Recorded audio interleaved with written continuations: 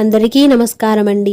ఈరోజు మన వీడియోలో సుబ్రహ్మణ్యేశ్వర షష్ఠి ఏ రోజున వచ్చింది, అలాగే పూజ ఏ విధంగా చేసుకోవాలి, ఏం నైవేద్యాలను పెట్టాలి, అన్నిటినీ గురించి కూడా క్లియర్గా అయితే తెలుసుకుందాము. షష్ఠి నాడు సుబ్రహ్మణ్యేశ్వర స్వామిని పూజించడం వలన మన జాతకంలో ఉన్న నాగదోషాలు కానీ, సంతాన సమస్యలు కానీ, అలాగే జ్ఞానవృద్ధికి, కుజదోష నివారణకు సుబ్రహ్మణ్యేశ్వర స్వామిని ఆరాధించడం వల్ల మనకి సకల సంపదలు, సుఖవంతమైన జీవితం చేకూరుతుందని స్కంద పురాణంలో చెబుతున్నది. పూజామందిరంలోని సుబ్రహ్మణ్య స్వామిని పటాన్ని పసుపు కుంకుమలతో, పుష్పాలతో అలంకరించుకొని సుబ్రహ్మణ్యాష్టకంతో స్వామిని ప్రార్థించే వారికి ఇతీబాధలు తొలగిపోతాయని విశ్వాసం. సులభంగా ఇంటి వద్దే సుబ్రహ్మణ్యేశ్వర స్వామి పూజా విధానం ఎలా చేసుకోవాలి అన్నది ఈ వీడియోలో అయితే మనం చూసేద్దాం. అన్ని పండుగలాగే సుబ్రహ్మణ్య షష్ఠి రోజు కూడా ఉదయాన్నే లేచి తలార స్నానం చేసుకొని ఇల్లంతా కూడా శుభ్రం చేసి, అలాగే పూజా మందిరాన్ని కూడా శుభ్రం చేసుకొని, పూజా మందిరంలో ఉన్న దేవుడి పటాలను గంధం కుంకుమ బొట్లతో అలంకరించుకొని, ఆ తర్వాత మనం సుబ్రహ్మణ్యేశ్వర స్వామి ఫోటో ఎక్కడుంటే అక్కడ పూజ చేసుకోవచ్చు. లేదు సపరేట్గా పెట్టుకునే వాళ్ళైతే సపరేట్గా పెట్టుకొనైనా కూడా చేసుకోవచ్చు. సపరేట్గా ఈశాన్యంలో తూర్పున పెట్టుకొని చేసినట్లయితే మంచి ఫలితాలను అయితే మనం పొందగలుగుతాము. ముందుగా అయితే ఈశాన్యంలో ఒక పీట వేసుకొని, ఆ పీట పైన పసుపు నీళ్లతో చక్కగా తుడుచుకొని దానిపైన ఎర్రటి బట్టనైతే పరుచుకోవాలి. ఆ ఎర్రటి బట్ట మీద పద్మ ముగ్గు వేసుకోవాలి. ఆ తర్వాత వల్లి దేవసేన సమేత సుబ్రహ్మణ్యేశ్వర స్వామి ఫోటో ఉన్నట్లయితే సుబ్రహ్మణ్యేశ్వర స్వామి ముగ్గురు కలిపి ఉన్న ఫోటో పెట్టుకున్నట్లయితే చాలా మంచిది. అది లేని వాళ్ళు సుబ్రహ్మణ్యేశ్వర స్వామి ఫోటో ఒక్కడున్న ఫోటో పెట్టుకున్నా కూడా సరిపోతుంది. అలాగే ఈరోజు నాగుల చవితి, నాగుల పంచమి రోజు పూజ చేయలేని వాళ్ళు సుబ్రహ్మణ్యేశ్వర షష్ఠి రోజు పూజ చేసినా కూడా మనం ఒకే విధమైన ఫలితాన్ని అయితే పొందుతాము. నేనైతే ఇక్కడ మానసాదేవి ఫోటోను, అలాగే సుబ్రహ్మణ్యేశ్వర స్వామి ఫోటోను పెట్టుకొని ఈ పూజనైతే చూపిస్తున్నాను. అలాగే ఈ ఫోటోలు లేని వాళ్ళైతే ఇంట్లో శివుడి ఫోటో ఉన్నా, అలాగే నారాయణి ఫోటో ఉన్నా కూడా, లేదంటే సుబ్రహ్మణ్యేశ్వర స్వామి ఎక్కడో ఒక దగ్గర చిన్న ఫోటోలో కనిపించినా కూడా మనం ఆ ఫోటో అయినా కూడా పెట్టుకోవచ్చు. మనము ఏం పూజ చేస్తున్నా మొదటగా వినాయకుడికి పూజ చేయాలి కాబట్టి వినాయకుడి విగ్రహం లేదు అంటే పసుపు గణపతినైనా తప్పనిసరిగా మనం ఏ పూజలో అయినా పెట్టుకోవాలి. ఒక తమలపాకును తీసుకొని ఆ తమలపాకు దేవుడి వైపు చూసేలాగా పెట్టుకొని అందులో వినాయకుడి విగ్రహాన్ని లేదంటే పసుపు గణపతి అయినా పెట్టుకోవచ్చు. ఆ తర్వాత దీపపు కుందులనైతే పెట్టుకోవాలి. మనము సుబ్రహ్మణ్యేశ్వర స్వామికి ఎప్పుడు పూజ చేయాలనుకున్నా కూడా 7 వత్తులతో ఒక వత్తిగా తయారు చేసి ఒక్కొక్క దాంట్లో ఆ వత్తి అయితే వేసుకోవాలి. అంటే ఒక ప్రమిదలో 7 వత్తుల వత్తి, ఇంకొక ప్రమిదలో 7 వత్తుల వత్తి, 2 కలిపి 14 వత్తులు. ఇలా సపరేట్గా 7 వత్తులను చేసుకొని దీపారాధన అయితే చేసుకోవాలి. ఈ దీపానికి మనం ఆవు నెయ్యి కానీ, నువ్వుల నూనె కానీ, కొబ్బరి నూనె కానీ వాడవచ్చు. ఆ తర్వాత ఏకహారతితో దీపాలను వెలిగించి దీపపు కుందులకైతే పసుపు కుంకుమ బొట్లను పెట్టడం మర్చిపోకూడదు. మనము సుబ్రహ్మణ్యేశ్వర స్వామికి పూజ చేసినా కానీ, అలాగే నాగదేవతకు పూజ చేసినా కానీ ఎర్రని అక్షంతలు, ఎర్రని పూలను తప్పనిసరిగా పెట్టుకోవాలి. అలాగే వాళ్ళకి ఇష్టమైన నైవేద్యాలు చలిమిడి, పాలు, వడపప్పు, పానకం, పండ్లు, అరటి పండ్లు ఇవి తప్పనిసరిగా అయితే ఉండేలాగా చూసుకోవాలి. చలిమిడి, పాలు తప్పనిసరిగా సుబ్రహ్మణ్యేశ్వర స్వామికి షష్ఠి రోజున తప్పనిసరిగా నివేదించాలి. ఆ తర్వాత మంగళహారతిని కూడా ఏర్పాటు చేసుకోవాలి. చిన్న కలశాన్ని కూడా ఏర్పాటు చేసుకోవాలి. ఈ కలశంలో నిండా నీళ్లను తీసుకొని పసుపు, కుంకుమ, గంధం, అక్షంతలు, ఒక పువ్వు వేసుకొని కలశానికి కూడా బొట్టు పెట్టుకోవాలి. లేదంటే ఇంట్లో నాగపడిగ వెండిది ఉన్నట్లయితే ఆ నాగపడిగను కూడా ఒక ప్లేట్లో పెట్టుకొని పూజ అయినా చేసుకోవచ్చు. ఇలా మనం పూజా సామాన్ మొత్తం కూడా ఏర్పాటు చేసుకున్న తర్వాత మొదటగా ఆచమనీయం అయితే చేసుకోవాలి. ఆచమనీయం కోసం ఒక సపరేట్గా గ్లాస్లో వాటర్ని తీసుకొని అందులో ఒక చెంచాను తీసుకొని అందులో 3 సార్లు చేతిలోకి నీళ్లను తీసుకొని తాగి, ఆ తర్వాత కొన్ని అక్షంతలను చేతిలోకి తీసుకొని ఆచమనీయ మంత్రాలను చదువుకుంటూ ఆ ప్లేట్లో అయితే వదిలేసుకోవాలి. కొన్ని అక్షంతలను చేతిలోకి తీసుకొని భూశుద్ధి మంత్రం చెప్పుకొని మన ఎడమ సైడ్ అయితే వదిలేయాలి. తర్వాత ప్రాణాయామం చేసుకున్న తర్వాత సంకల్పాన్ని చెప్పుకొని కూడా దేవుడి దగ్గర వేసుకొని కలశ పూజ చేసుకోవాలి. ఇలా మంత్రాన్ని చదువుకోవడం వల్ల అందులోని వాటర్ అంతా కూడా పవిత్రమైపోతాయి. ఇప్పుడు ఆ వాటర్ని మన దేవుళ్ళ ఫోటోల పైన, పూజా సామాన్ పైన, మన పైన ఇల్లంతా కూడా చల్లుకోవడం వల్ల అంతా కూడా పవిత్రంగా తయారైపోతుంది. మొదటగా ఏ పూజ చేస్తున్నా కూడా వినాయకుడికి పూజించాలి కాబట్టి వినాయకుడికి మొదటగా ఆహ్వానం చేయాలి. తర్వాత ఆర్ఘ్యపాద్యాలు అంటే తమలపాకులో కలశం చెంబులో ఉన్న నీళ్లను చూపెట్టి పక్కన ప్లేట్లో అయితే వదిలేసుకోవాలి. పాదయో పాద్యం సమర్పయామి, హస్తయో ఆర్ఘ్యం సమర్పయామి, ఇలా మంత్రాలు అయితే ఉంటాయి కొన్ని, అలా చదువుకుంటూ వదిలేసుకోవాలి. ఒకవేళ మీకు మంత్రాలు రానట్టయితే నార్మల్గా అయినా దేవుడు ఫోటోలు పెట్టి పూలను సమర్పించి దీపారాధన చేసి ధూపాన్ని చూపెట్టి నైవేద్యాన్ని సమర్పించవచ్చు. ఒకవేళ మీరు మంత్రాలు చదవాలనుకుంటే మనకు గూగుల్లో చాలా వరకు అయితే దొరుకుతాయి. పూజ ఎలా చేయాలి, సుబ్రహ్మణ్యేశ్వర స్వామికి పూజ ఎలా చేయాలి అని మనం టైప్ చేస్తే చాలా వరకు అయితే వస్తాయి. వాటిని చదువుకుంటూ పీడిఎఫ్లను చదువుకుంటూ మనం పూజ చేసుకోవచ్చు. ఆర్ఘ్యపాద్యాలలో అక్షతం సమర్పయామి అనుకుంటూ అక్షంతలు, కుంకుమ సమర్పయామి అనుకుంటూ కుంకుమ, ఇలా అన్ని పసుపు, కుంకుమ, గంధం, పువ్వులు, వస్త్రం సమర్పయామి అనుకుంటూ వస్త్రాన్ని కూడా వినాయకుడికి సమర్పించాలి. తర్వాత వినాయకుడి అష్టోత్తర శతనామావళి వస్తే అష్టోత్తర శతనామావళి చదువుకుంటూ పువ్వులతో చేసుకోవచ్చు, లేదంటే అక్షంతలు వేసుకున్నా కూడా పర్వాలేదు. పసుపు కుంకుమలతోని కూడా అష్టోత్తర శతనామావళి పూజ చేసుకోవచ్చు.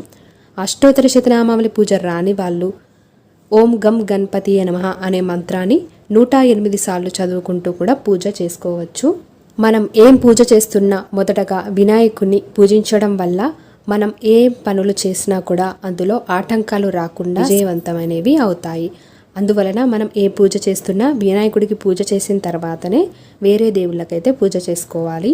వినాయకుడి అష్టోత్తర శతనామావళి పూజ అయిపోయిన తర్వాత మంగళహారతితోని స్వామివారికి మంగళహారతి పాట పాడుకుంటూ మనం మంగళహారతిని సమర్పించాలి. ఇలా మంగళహారతి సమర్పించిన తర్వాత మంగళహారతి చుట్టూ కూడా కలశపు చెంబులో ఉన్న నీళ్లను చూపెట్టి స్వామివారికి అయితే సమర్పించుకోవాలి. ఇప్పుడు గణపతికి నైవేద్యాన్ని సమర్పించుకోవాలి. కొబ్బరికాయ కొట్టాలి అనుకునే వాళ్ళైతే కొబ్బరికాయ కూడా కొట్టి కొబ్బరికాయ కూడా సమర్పించవచ్చు. లేదంటే అటుకులు, బెల్లం ఇలాంటివి ఏవైనా కూడా వినాయకుడికి చాలా ఇష్టమైన కుడుములను కూడా మనం వినాయకుడికి సమర్పించవచ్చు. తర్వాత హారతి కర్పూరంతో హారతి గంట కొడుతూ హారతిని సమర్పించాలి. ఈ హారతి చుట్టూ కూడా నీళ్లను తిప్పుతూ స్వామివారికి అయితే సమర్పించాలి. తర్వాత మనం కూడా తీసుకోవాలి. ఇప్పుడు గణపతికి తాంబూలం సమర్పయామి అనుకుంటూ ఒక తమలపాకును సమర్పించాలి. తమలపాకులో సోంపు, తేనె వేసినా కూడా వేసుకోవచ్చు. అవి లేవు అనుకుంటే తమలపాకు సమర్పించవచ్చు. మంత్రపుష్పం చెప్పుకోవాలి. మంత్రపుష్పానికి ఒక పుష్పము, కొన్ని అక్షంతలు చేతిలోకి తీసుకొని మంత్రపుష్పం సమర్పయామి అనుకుంటూ స్వామివారికి అయితే సమర్పించుకోవాలి. వినాయకుడి పూజ ఇంతటితో పూర్తయిపోయినట్టే. ఇప్పుడు చేతిలోకి కొన్ని అక్షంతలను తీసుకొని పూజలో ఏదైనా తప్పు చేసి ఉంటే క్షమించమని వినాయకుడికి మొక్కి ఆత్మ ప్రదక్షిణ చేసేవాళ్ళు ఆత్మ ప్రదక్షిణ కూడా చేసుకొని అక్షంతలను వినాయకుడికి అయితే సమర్పించవచ్చు. ఇంతటితో వినాయకుడి పూజ అయిపోతుంది. వినాయకుడి పూజ అయిపోయిన తర్వాత మనం ఎప్పుడైనా కూడా వినాయకుడి విగ్రహాన్నైనా పసుపు గణపతినైనా కుడివైపు కదిపి 3 సార్లు యథాస్థానంలో పెట్టుకోవాలి. తర్వాత మనం మానసాదేవిని, సుబ్రహ్మణ్యేశ్వర స్వామిని ఆహ్వానించాలి. కొన్ని అక్షంతలు ఇద్దరి దగ్గర వేసి ఆవాహయామి అనుకుంటూ ఇద్దరిని కూడా ఆహ్వానించుకోవాలి. తర్వాత సుబ్రహ్మణ్యేశ్వర స్వామి, మానసాదేవికి కూడా ఆర్ఘ్యపాద్యాలు అన్నిటిని కూడా సమర్పించాలి. తమలపాకులతో నీళ్లను ఇద్దరికి కూడా చూపెట్టి పక్కన ప్లేట్లో అయితే వదిలేసుకోవాలి. ఇప్పుడు అక్షతం సమర్పయామి అనుకుంటూ ఇద్దరికి అక్షంతలు, పసుపు, కుంకుమ, గంధం, వస్త్రం, పువ్వులు ఇలా అన్నిటినీ ఒకదాని తర్వాత ఒకటైతే సమర్పించుకోవాలి. మానసాదేవి అష్టోత్తర శతనామావళి మీకు దొరికినట్లయితే మానసాదేవి అష్టోత్తర శతనామావళి చదువుకోవచ్చు. మనకి గూగుల్లో సెర్చ్ చేసినట్లయితే అన్ని చాలా వరకు అయితే ఉంటాయి. అవి కుదరని వాళ్ళైతే నాగస్తుతి, నాగసూత్రము, నాగేంద్ర సహస్రనామములు ఏదైనా కూడా మీకు ఏది అవైలబుల్లో ఉంటే మంత్రాలు వాటితో మనం పూజ చేసుకోవచ్చు. ఈ నాగదేవుళ్ళకి పూజ చేసేటప్పుడు ఎప్పుడైనా కూడా ఎర్ర అక్షంతలు, ఎర్ర పూలతో పూజ చేసినట్లయితే చాలా మంచిది. ఒకవేళ మీకు మానసాదేవికి సంబంధించిన ఏ మంత్రాలు కానీ నాగేంద్రుడికి సంబంధించిన ఏ మంత్రాలు కానీ దొరకనట్లయితే ఓం నాగరాజాయ నమః అనుకుంటూ కూడా 108 సార్లు పూజ అయితే చేసుకోవచ్చు. వల్లి దేవసేన సమేత సుబ్రహ్మణ్యేశ్వర స్వామి ఆవాహయామి అనుకుంటూ స్వామివారిని అయితే పిలవాలి. అలాగే స్వామివారి అష్టోత్తర శతనామావళి చదువుకోవచ్చు. సుబ్రహ్మణ్యాష్టకం ఉంటుంది. సుబ్రహ్మణ్యాష్టకం మనకు ఈజీగా దొరుకుతుంది. లలితా సహస్రనామం బుక్లో కూడా సుబ్రహ్మణ్యాష్టకం అయితే ఈజీగా దొరుకుతుంది. అది మనం చదువుకోవచ్చు. 2 సార్లు చదువుకోవచ్చు. ఒకవేళ మీకు టైం ఉంటే 7 సార్లు కూడా చదువుకోవచ్చు. ఒకవేళ మీకు ఆ మంత్రం దొరకనట్లయితే సుబ్రహ్మణ్యేశ్వర స్వామి మంత్రం ఓం తత్పురుషాయ విద్మహే మహాసేనాయ ధీమహి తన్నో షణ్ముఖ ప్రచోదయాత్, ఇది కూడా చాలా పవర్ఫుల్. ఈ మంత్రాన్నైనా 108 సార్లు చదువుకుంటూ సుబ్రహ్మణ్యేశ్వర స్వామి దగ్గర పువ్వులైనా ఎర్రక్షంతలైనా సమర్పిస్తే చాలా మంచిది. మనకి ఏ కుజదోషాలున్నా, సంతాన సమస్యలు ఏవి ఉన్నా కూడా తగ్గిపోతాయి. కొందరి జాతకాలలో కుజదోషం ఉంటుంది, కొందరి జాతకాలలో సర్పదోషాలు ఉంటాయి. అలా సర్పదోషాలు ఉండి ఎన్ని హోమాలు పూజలు చేసినా కూడా కలలో పాములు కనిపించినట్లయితే మానసాదేవి ఫోటో, ఇలాంటి ఫోటో సేమ్ మనకు గూగుల్లో అయితే దొరుకుతుంది. ఆ ఫోటోని డౌన్లోడ్ చేసుకొని ఇలా ఫ్రేమ్ లాగా చేసుకొని ప్రతిరోజు కూడా మానసాదేవి అమ్మవారికి పాలని నైవేద్యంగా పెట్టి ఆ పాలను మనం సేవించినట్లయితే మనకి కలలో పాములు కనబడడం తగ్గిపోతుంది. అమ్మవారి కృప మనపైన ఉంటుంది కాబట్టి మనకి ఏ దోషాలు ఉన్నా కూడా అవి మన మీద అయితే పనిచేయవు. అదేవిధంగా జాతకంలో కుజదోషం ఉన్న వాళ్ళైతే ప్రతి మంగళవారం కూడా ఫాస్టింగ్ ఉండడానికైతే చూడాలి. ఆ రోజు సుబ్రహ్మణ్యేశ్వర స్వామి గుడి ఎక్కడ ఉంటే అక్కడికి వెళ్ళి సుబ్రహ్మణ్యేశ్వర స్వామికి కానీ నాగమ్మకు కానీ అభిషేకం చేసి, ముఖ్యంగా పాలతో అభిషేకం చేసినట్లయితే వాళ్ళకి చాలా ఇష్టం.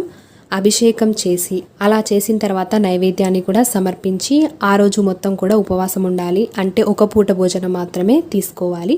అలాగే కుజదోషం ఉన్న వాళ్ళు మంగళవారం రోజున కందిపప్పు మాత్రం అస్సలు తినకూడదు. అలా ఉన్నట్లయితే మన మీద ఉన్న దోష ప్రభావం అనేది తగ్గుతుంది. ఇప్పుడు అష్టోత్తర శతనామావళి పూజ అయిపోయిన తర్వాత నైవేద్యాన్ని చూపెట్టాలి. చలిమిడి, పాలు, అరటి పండ్లంటే మానసాదేవికైనా సుబ్రహ్మణ్యేశ్వర స్వామికైనా చాలా ఇష్టం. ఆ నైవేద్యాలను తప్పనిసరిగా పెట్టడానికైతే చూడాలి. తర్వాత మంగళహారతి పాట పాడుతూ లేదంటే ఏవైనా సుబ్రహ్మణ్యేశ్వర స్వామి మంత్రాలు వచ్చినా, నాగేంద్ర స్వామి మంత్రాలు వచ్చినా చదువుకుంటూ మంగళహారతిని అయితే సమర్పించాలి. మంగళహారతి చుట్టూ కూడా నీళ్లను తిప్పి స్వామివారికి చూపెట్టి అమ్మవారికి చూపెట్టిన తర్వాత మనం కూడా తీసుకోవాలి. ఇప్పుడు ఎవరైనా కొబ్బరికాయ కొట్టాలి అనుకునే వాళ్ళు ఉంటే కొబ్బరికాయ కూడా కొట్టవచ్చు. తర్వాత హారతి కర్పూరంతో గంట కొడుతూ హారతిని కూడా సమర్పించాలి. హారతి చుట్టూ కూడా నీళ్లను తిప్పి స్వామివారికి అమ్మవారికి ఇద్దరికి కూడా చూపెట్టి మనం కూడా తీసుకొని ఇల్లంతా కూడా చూపెట్టాలి. మనం ఏం పూజ చేసినా కూడా హారతిని ఇల్లంతా చూపించడం వలన ఇంట్లో ఉన్న నెగటివ్ ఎనర్జీ అంతా కూడా బయటికి వెళ్ళిపోతుంది.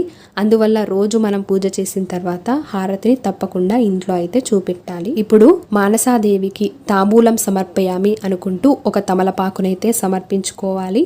సుబ్రహ్మణ్యేశ్వర స్వామికి కూడా తాంబూలం సమర్పయామి అనుకుంటూ తాంబూలాన్ని సమర్పించుకోవచ్చు. మంత్రపుష్పం సమర్పయామి అనుకుంటూ ఒక పుష్పం, కొన్ని అక్షంతలను తీసుకొని మానసాదేవికి సమర్పించాలి. అలాగే సుబ్రహ్మణ్యేశ్వర స్వామికి కూడా మంత్రపుష్పాన్ని అయితే సమర్పించుకోవాలి. ఇప్పుడు కొన్ని అక్షంతలను చేతిలోకి తీసుకొని పూజలో ఏవైనా పొరపాట్లుంటే క్షమించమని ఆత్మ ప్రదక్షిణ అంటే మన చుట్టూ మనము ఒక 3 సార్లు కానీ 5 సార్లు కానీ తిరిగి ఆ అక్షంతలను స్వామివారి పైన అమ్మవారి పైన వేసి పూజలో ఏదైనా తప్పులు చేసుంటే క్షమించమని మనస్ఫూర్తిగా కోరికని మీరు దేనికోసమైతే ఈ పూజ చేస్తున్నారో ఆ కోరికని మనస్ఫూర్తిగా అమ్మవారికి స్వామివారికి చెప్పుకోండి. వాళ్ళు తప్పకుండా మీ కోరికనైతే నెరవేరుస్తారు. ఉదయం ఈ పూజ పూర్తయ్యాక మీకు దగ్గరలో ఏవైనా గుడి ఉంటే వెళ్ళొచ్చు. స్కందషష్ఠి నాడు శ్రీవల్లి దేవసేన సమేత సుబ్రహ్మణ్యేశ్వర స్వామి కళ్యాణం నిర్వహిస్తారు. వివాహం కాని వాళ్ళైతే ఈ కళ్యాణాన్ని వీక్షిస్తే ఆటంకాలు తొలగి వివాహాలు జరుగుతాయి. అంతేకాదు సంతానం కూడా తొందరగా కలుగుతుందని పెద్దలు చెప్తూ ఉంటారు. విశిష్టమైన ఈ రోజు సుబ్రహ్మణ్యేశ్వర స్వామి పూజ చేయటం వల్ల రాబోయే తరాల వారికి కూడా సంతాన సమస్యలు ఏవి లేకుండా వంశాభివృద్ధి జరుగుతుందని నమ్మకం. మీ దగ్గరలో సుబ్రహ్మణ్యేశ్వర స్వామి గుడులు ఉంటే అక్కడికి వెళ్ళవచ్చు. ఒకవేళ శివాలయంలో మనకి సుబ్రహ్మణ్యేశ్వర స్వామి విగ్రహం కూడా ఉంటుంది. అక్కడ అభిషేకం చేస్తూ ఉంటారు. ఆ అభిషేకంలో మీరు పాల్గొని చేపించినా లేదంటే చేసినా కూడా చాలా మంచిది. అలాగే ఆ రోజు సుబ్రహ్మణ్యేశ్వర స్వామికి ఎర్రటి వస్త్రాన్ని, అలాగే అరటి పండ్లను, కొబ్బరికాయను, ఆవు పాలను ఇచ్చినట్లయితే చాలా మంచిది. ఒకవేళ సుబ్రహ్మణ్యేశ్వర స్వామి విగ్రహం లేనట్లయితే జంట నాగు గుడిలో తప్పనిసరిగా ఉంటుంది. ఆ జంట నాగుకు పూజ చేయించినా కూడా చాలా మంచిది. ఒకవేళ మనమే జంట నాగుకి పూజ చేయడం, అలాగే పుట్టలో పాలు పోయడం చేసేటట్టు ఉంటే మనం ఈ విధంగా చేసుకోవాలి. చేసుకునే వాళ్ళు మొదటగా విగ్రహాన్ని నీటితో శుభ్రంగా కడిగి తర్వాత పాలతో కూడా కడుక్కొని తర్వాత మళ్ళీ నీళ్ళతో శుభ్రంగా కడిగి వేయాలి. తర్వాత గంధం కుంకుమ బొట్లు పెట్టి పూలమాలలతో అలంకరించుకొని ఎర్రని పువ్వులు మందార పువ్వులు ఉన్నట్లయితే మందార పువ్వులు సమర్పించి ధూపాన్ని పెట్టి దీపాన్ని పెట్టి నైవేద్యాన్ని కూడా సమర్పించాలి. నైవేద్యంలో చలిమిడి ఆవు పాలు సమర్పిస్తే చాలా మంచిది. పాలలో పచ్చిపాలను నైవేద్యంగా సమర్పించాలి. ఒకవేళ పుట్టకు పూజ చేసే వాళ్ళు ఉన్నట్లయితే మొదటగా పుట్ట పైన నీళ్ళని చల్లాలి. నీళ్ళని చల్లిన తర్వాత ఒక పద్మ ముగ్గు బియ్యపిండితో ఏదైనా ముగ్గు వేసుకొని పసుపు కుంకుమలతో అలంకరించుకోవాలి. కొన్ని పూలను కూడా వేసుకోవాలి. తర్వాత పుట్టలో పాలను ఒక 5 చోట్లు పోయాలి. ఒకటే దగ్గర అయితే పోయకూడదు, ఒక 5 చోట్ల అయితే పోయాలి. పాలు పోసిన తర్వాత దీపాన్ని పెట్టి ధూపాన్ని చూపెట్టి నైవేద్యంగా చలిమిడి పాలను కూడా మళ్ళీ సమర్పించవచ్చు. కొబ్బరికాయ కొట్టాలనుకునేవారు కొబ్బరికాయ కూడా కొట్టి హారతిని సమర్పించవచ్చు. ఇలా మొత్తం పూజ చేయడం పూర్తయిపోయిన తర్వాత పుట్ట మీద ఉన్న మట్టి బొట్టుని మన నుదిటి మీద పెట్టుకోవాలి. ఇలా పెట్టుకున్నట్లయితే మనకు ఏ నాగదోషాలు కుజదోషాలున్నా కూడా తగ్గిపోతాయి. అలాగే సంతానం లేని వారికి ఆడవాళ్లకు కడుపు పైన పెట్టుకున్నట్లయితే సంతానం కలుగుతుంది. ఇలా మనం ఉదయం ఇంట్లో పూజ చేసుకొని పుట్ట దగ్గరికి వెళ్ళి పూజ చేసుకున్న తర్వాత ఉపవాసం ఎలా ఉండాలంటే మనం నైవేద్యంగా పెట్టిన చలిమిడి పాలను మాత్రమే తీసుకోవాలి. ఉదయం మధ్యాహ్నం కూడా ఏమీ తినకూడదు. రాత్రి భోజనం చేయవచ్చును. ఒకవేళ మీరు ఉండగలిగితే ఆ రోజు మొత్తం కూడా ఆహారం తీసుకోకుండా ఓన్లీ చలిమిడి పాలతో అయితే ఉపవాసం అయితే ఉండొచ్చు. సాయంత్రం వేళ దీపాన్ని పెట్టి ధూపాన్ని చూపెట్టి ఏదైనా నైవేద్యం కూడా చూపెట్టి హారతిని సమర్పించి సాయంత్రం పూజ కూడా చేసుకోవచ్చు. రాత్రి నేలపైన అంటే బెడ్ పైన పడుకోకుండా నేలపైన చాప వేసి పడుకోవాలి. బ్రహ్మచర్యాన్ని పాటించాలి. ఉదయం లేచాక మళ్ళీ ఇల్లంతా కూడా శుభ్రం చేసుకొని తలస్నానం చేసి దీపారాధన చేసుకొని ధూపాన్ని కూడా చూపెట్టి నైవేద్యాన్ని చూపెట్టి హారతిని కూడా చూపించిన తర్వాత ఇప్పుడు మనం మానసాదేవిని సుబ్రహ్మణ్యేశ్వర స్వామిని కుడివైపున కదిపి మళ్ళీ యథాస్థానంలో పెట్టుకోవాలి. వేరే చోట పెట్టుకునే వాళ్ళైతే పూజని ఎక్కడ చేసుకుంటామో మళ్ళీ అక్కడ పెట్టుకోవచ్చు. ఇంతటితో స్కంద షష్ఠి సుబ్రహ్మణ్యేశ్వర షష్ఠి పూజ పూర్తయిపోయినట్టే. మరి ఈ వీడియో మీకు నచ్చినట్లయితే తప్పకుండా మీ యొక్క లైక్తో నాకు సపోర్ట్ని అయితే తెలియజేయండి. అలాగే పండుగలను గురించి పంచాంగం గురించి ముందే తెలుసుకోవడానికి మన ఛానల్ని సబ్స్క్రైబ్ చేసుకొని పక్కనే ఉన్న బెల్ ఐకాన్ని కూడా క్లిక్ చేసేయండి. ధన్యవాదములు.